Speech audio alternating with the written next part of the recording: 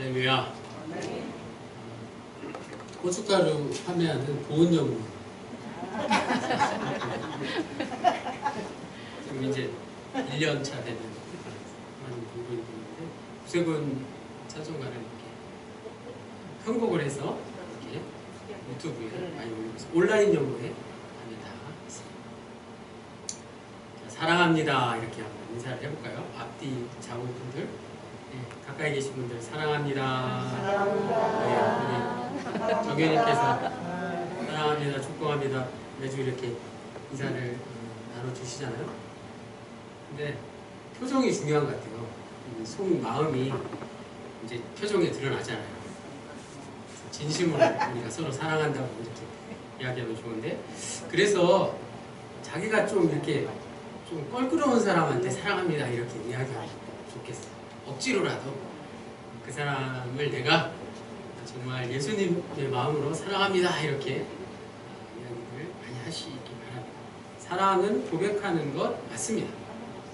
입술로 고백하지 않고서 어떻게 사랑을 쟁취할 수 있겠습니까?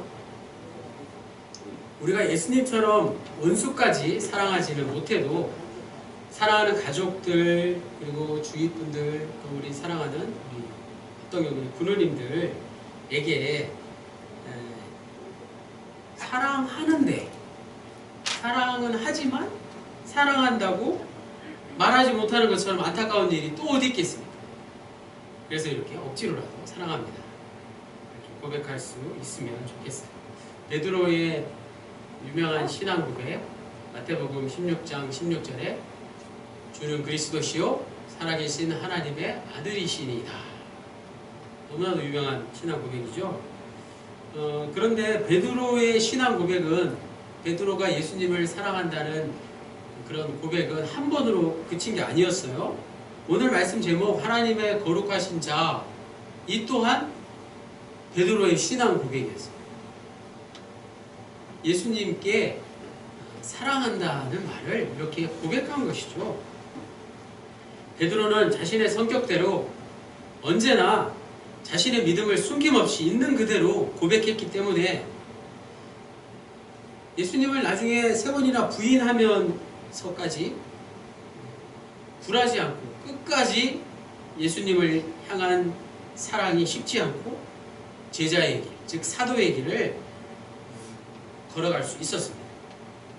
베드로의 신앙 고백이 된 하나님의 거룩하신 자의 뜻은 이런 것이겠죠. 주님, 곧 예수님은 하나님이 구별하여 인간의 몸을 입게 하셔서 세상에 보내주신 자이십니다. 요한복음의 주제가 바로 이것입니다. 하나님의 아들이신 예수님, 곧 인간의 몸을 입고 세상에 오신 하나님이신 예수님을 잘 설명해 주는 말씀입니다. 이것을 성육신 또는 성육화라고 합니다. 이에 대한 예화를 덴마크의 유명한 철학자요 신학자인 키에르케고르가 지은 동화 속 이야기로 들려드리겠습니다. 한나라의 왕이 백성들이 어떻게 살고 있는지 궁금해서 평민 목장으로 거리와 시장과 또 골목길을 누볐습니다. 그러다가 어느 시장 모퉁이에 쭈그려 앉아 동냥하는 예쁘장한 거지 처녀를 보고는 그만 한눈에 반해버렸습니다. 뭐라고 말 한마디 못하고 왕궁으로 돌아와서 시름시름 앓다가 그만 상사병에 걸려서 들어 눕고 말았어요. 의사들이 다 진단을 해보았지만 도대체 이게 무슨 병인지를 알지 못했습니다.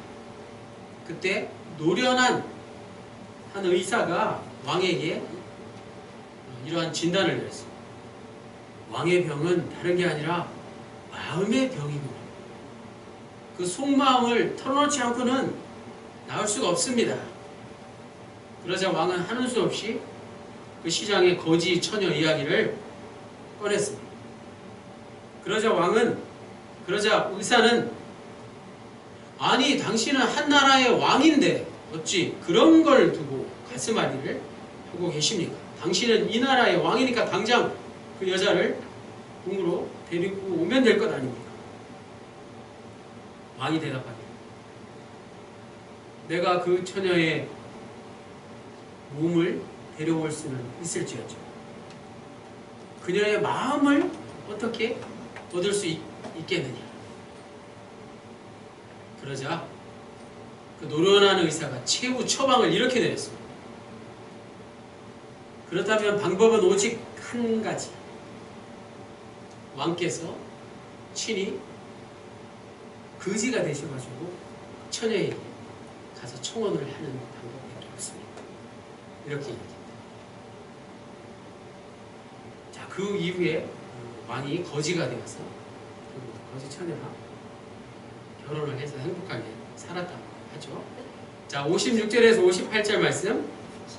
내 살을 먹고 내 피를 마시는 자는 내 안에 거하고 나도 그의 안에 거하나니 살아계신 아버지께서 나를 보내시며 내가 아버지께로 말미암아 사는 것 같이 나를 먹는 그 사람도 나로 말미암아 살리라. 이것은 하늘에서 내려온 떡이니 조상들이 먹고도 죽은 그것과 같지 아니하여 이 떡을 먹는 자는 영원히 살리라.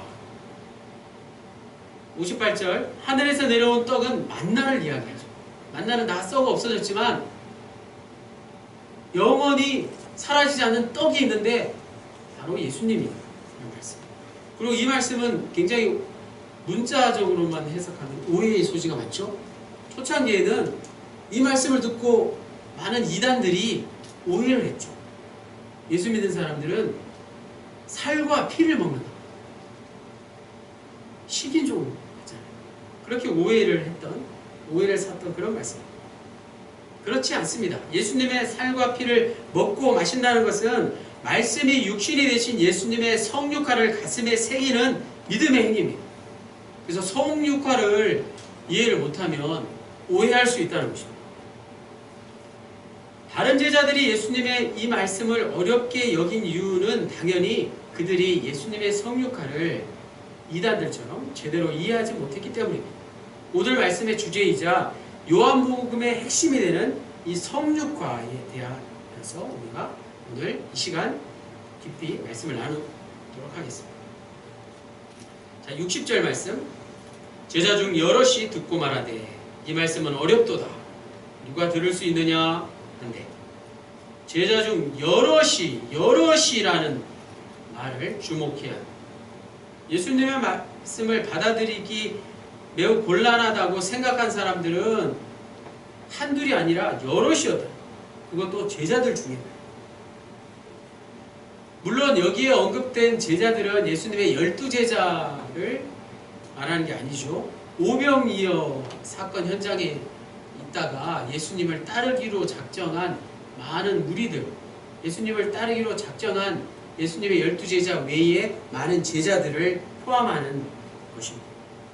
또 그 중에는 1세기 후반에 발생한 배교자들도 있습니다.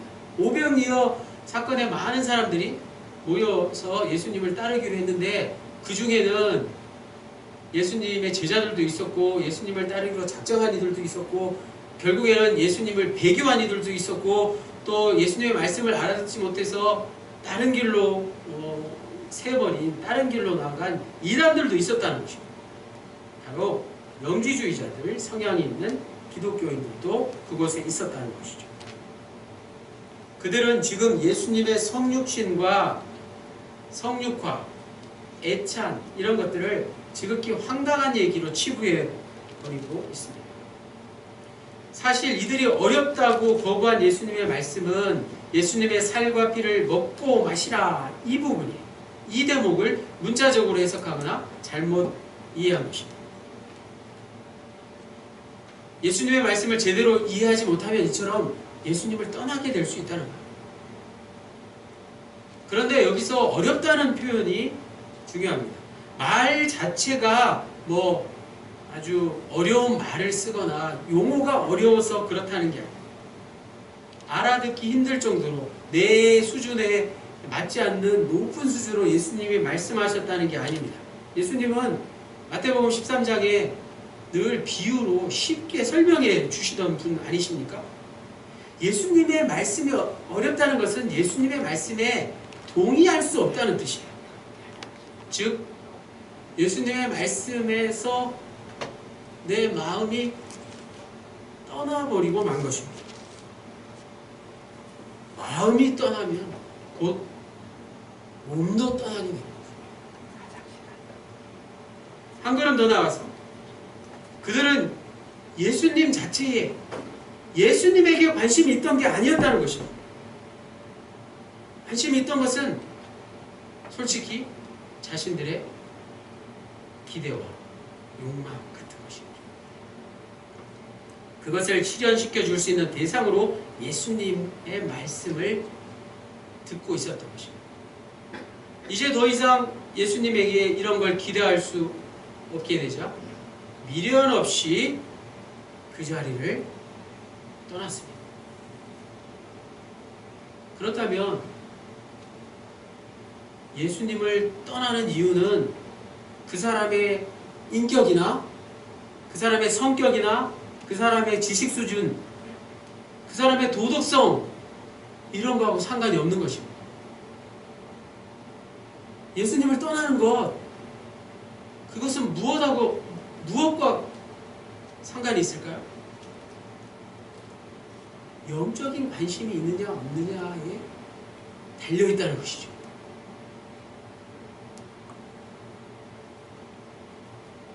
하지만 막상 나 자신도 예수님에게 관심이 있는지 그렇지 않은지 구분하기는 쉽지가 않습니다. 겉으로는 모두가 다 예수님에게 관심이 많은 것처럼 보입니다.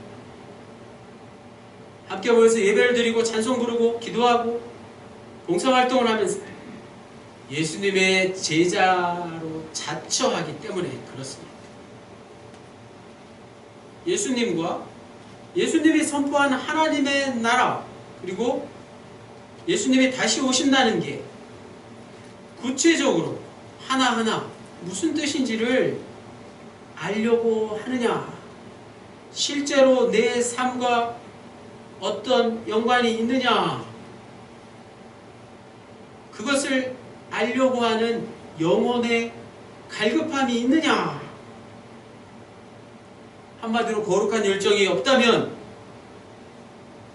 앞서 말씀드린 그런 모든 것들, 심지어 그 사람이 진정성이 있느냐 없느냐를 떠나서 어쩔 수 없이 자기 욕망에 금방 사로잡히고 마는 게 우리 인간의 속성이라는 것입니다. 우리가 영혼에 대한 관심을 놓치는 순간 언젠가는 예수님에게 실망하고 여기 있는 사람들처럼 예수님을 떠나게 될지도 모른다는 것입니다. 그런 순간을 맞이하는 게 바로 신앙의 위기이죠. 신앙의 위기는 다른 게 아니라 영혼의 갈급함, 하나님의 말씀에 대한 갈급함, 그것이 있느냐 없느냐에 달려 있습니다. 요한복음이 쓰여질 당시 활발히 활동했던 영지주의자들의 생각이 이러했습니다. 영과 정신은 선하기 때문에 이 육과 물질 같은 것들은 다 악한 것이다. 아주 극단적으로 생각한 거죠. 세상의 모든 것이 다 두 가지, 선과 악으로 이루어졌다고 생각한 사람들이었어요. 그 사람들은 예수님의 성육화를 부정했습니다.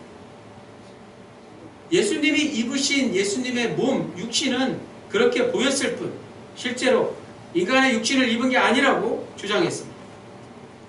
그들은 육을 영의 감옥으로 생각했습니다. 영을 가두고 있는 육을 제어할 수 있어야 한다고 생각했던 것이죠. 또 영을 육으로부터 해방시켜야 하기에 철저히 금욕하고 수련하고 아주 세상과는 담을 쌓고 지내야 된다고 생각한 사람들이었어요. 또 이와 비슷한 삶의 태도가 쾌락주의입니다. 첫 번째는 금욕주의였고 두 번째는 쾌락주의. 금욕주의는 인간의 육체란 근본적으로 악하니까 악해서 철저히 다스려 나가야 한다는 주장입니다. 쾌락주의란 악한 육체에 상관하지 말고 오직 영혼만 깨끗하게 다스리면 된다라는 주장입니다. 둘 다 틀린 생각이에요. 하지만 안타깝게도 둘 다 이 시대의 교회 안에도 존재하고 있는지 모릅니다. 왜냐하면 우리의 신앙의 모습들이 하나는 중세 수도원처럼 세상 문화를 다 차단하고 사는 게 답이라고 생각할 수도 있기 때문이죠. 또 하나는 교회를 다니지만 여전히 세상 사람들과 별 차이 없이 오히려 교회를 다니는 사람이 예수를 믿는다고 하는 사람이 죄송한 말씀입니다만 세상 사람들보다 더 세상 것을 즐기고 사랑하는 마음이 있는 것이죠. 우리에게 조금씩 그런 마음들이 있지 않습니까? 앞서 말씀드린 것처럼 성육화, 성육신을 이해하지 못한 데서 비롯된 잘못된 생각들이야. 이 두 가지. 62절에서 63절에 그러면 너희는 인자가 이전에 있던 것으로 올라가는 것을 본다면 어떻게 하겠느냐? 살리는 것은 영이니 육은 무익하니라. 내가 너희에게 이른 말은 영이요 생명이라. 아멘. 예수님은 사람들, 구체적으로 예수님을 따르는 모든 제자들에게 말씀하셨습니다. 성육화를 이해하지 못했다면 어떻게 육신이 하늘나라로 올라가는 것을 이해하겠느냐? 이렇게 물으셨습니다. 그렇죠. 예수님의 부활 이후에 예수님의 승천을 미리 말씀해 주신 것이죠. 성육화를 이해하지 못하는 자들은 예수님이 이제 하나님 아버지께로 다시 돌아가게 될 것을 이해할 수 없습니다. 다시 말해서 예수님의 말씀을 이해하지 못한 자들, 즉 성육화를 이해하지 못하는 자들은 새로운 6월절의 주체이자 새로운 출애굽의 지도자로 오신 예수님을 십자가에 매달려 죽게 할 것이라는 말씀을 포함하고 있는 것이죠. 놀랍게도 그들이 예수님을 십자가에 못 박아 죽게 했지만 그 십자가는 오히려 예수님을 하나님 아버지께로 돌아갔어요. 만왕의 왕으로 등극하게 하는 통로가 되었습니다. 그때는 육신으로만 있는 예수님이 아니라 예수님은 이제 영으로 부활하셔서 우리에게 함께해 주시게 되었습니다. 예수님의 사역이 육으로만 끝났다면 공생애 동안 하신 모든 일들은 다 무익한 것일지도 모릅니다. 그러나 예수님은 부활하셔서 우리에게 성령을 주심으로 예수님의 모든 말씀이 살아있어 우리에게 생명을 공급하여 주고 있다는 사실이죠. 12제자를 제외한 나머지 제자들은 제가 좀 전에 드린 이 말씀이 어렵다고 예수님을 떠났습니다. 오병이어로 그들의 배가 불렀을 때에는 예수님을 왕으로 모시겠다고 다짐했던 자들이 이제 6월절 어린 양으로 아버지께로 돌아가 만왕의 왕으로 등극하리라 하는 예수님의 예언을 들었을 때는 무슨 말인지 도저히 알아듣지 못하고 떠나가고 말았습니다. 68절 말씀 시몬 베드로가 대답하되 주여 영생의 말씀이 주께 있사오니 우리가 누구에게로 가오리이까. 12제자의 대표격인 베드로는 다른 제자들이 거부한 영생의 말씀을 믿기에 예수님을 결코 떠나지 않겠다고 다짐합니다. 여기서 베드로가 언급한 영생, 즉 영원한 생명이라는 것은 우리가 그동안 생각해왔던 인간의 수명이 무한하게 연장되는 것을 말하는 것만은 아닐 것입니다. 우리가 알고 있던 영생, 즉 죽음 이후에 지금과 같은 삶이 다시 반복되는 것을 말하려는 게 아닙니다. 베드로가 말한 영생은 시간과 공간의 연장이 아니라 하나님의 생명을 경험하는 것, 그것이 영생이라고 말하는 것입니다. 하나님만이 영원하신 존재이기 때문에 하나님의 존재 방식이 곧 영생입니다. 이런 점에서 우리가 이 땅에 살면서 하나님의 말씀을 통해서 생명을 얻는 것, 하나님을 경험하는 것, 그것이 영생을 얻는 길이 될 수 있습니다. 하나님을 날마다 경험하는 사람은 날마다 영생을 얻게 된다는 뜻이죠. 하나님을 경험한 사람은 지금 이미 여기서 영생을 얻었다고 말해도 좋습니다. 복음서 가운데 유일하게 요한복음은, 그것도 요한복음 6장에서 영생의 말씀이 예수 그리스도에게 있다는 것을 우리에게 분명히 말씀하고 있습니다. 베드로는 다른 제자들처럼 요한복음 6장 앞부분에 있는 오병이어 사건을 기적 사건으로만 경험한 게 아니라는 것이죠. 오병이어 사건을 통해서 5,000명을 먹이시고, 또 이어서 요한복음 6장 15절에서 21절에 나오는 무리를 걷는 예수님을 통해서 예수님이 과연 누구신지를 베드로는 분명히 알게 되었습니다. 마태복음 14장 22절에서 33절, 베드로는 물 위로 걸으시는 주님을 보고 주님이 누구신가? 예수님은 과연 하나님의 아들이시라는 것을 분명히 경험했기 때문입니다. 그래서 마지막 요한복음 6장 69절 말씀입니다. 예수님이 어떤 기적을 행하셨느냐를 다구한 게 아니라 예수님은 과연 누구신가 이렇게 고백하고 있습니다. 다 같이 요한복음 6장 69절 읽겠습니다. 시작. 우리가 주는 하나님의 거룩하신 자이신 줄 믿고 알았사옵나이다. 아멘. 우리가 주는 하나님의 거룩하신 자이신 줄 믿고 알았사옵나이다. 베드로의 이 고백은 예수님을 하나님의 구별된 자로 믿고 알았다는 뜻입니다. 예수님은 하나님께로부터 이 땅에 왔다가 다시 하나님께로 돌아가실 분이기에 하나님의 구별된 존재라는 말입니다. 예수님은 곧 하나님과 같은 분이라는, 같은 존재라는 뜻이죠. 오늘 말씀의 핵심이 되는 성육신의 개념을 가장 잘 이해한 베드로의 이 고백, 요한복음 6장 69절 말씀은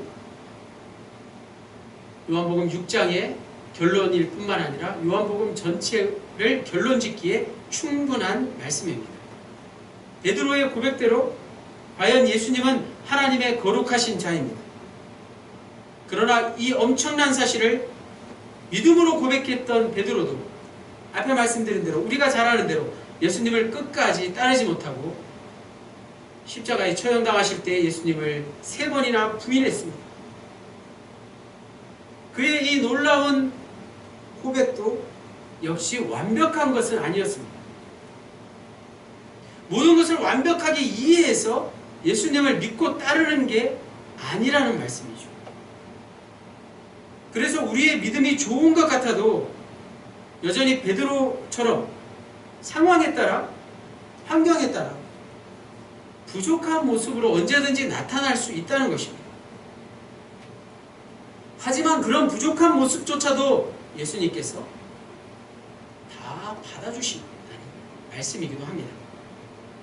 지금 나의 신앙이 부족하다고 해서 삶과 믿음이 일치하지 않는다고 해서 믿음으로 사는 삶을 포기하지 마십시오. 믿음이란 조금씩 날마다 성장해 나간다는 사실을 결코 잊어서는 안 될 것입니다.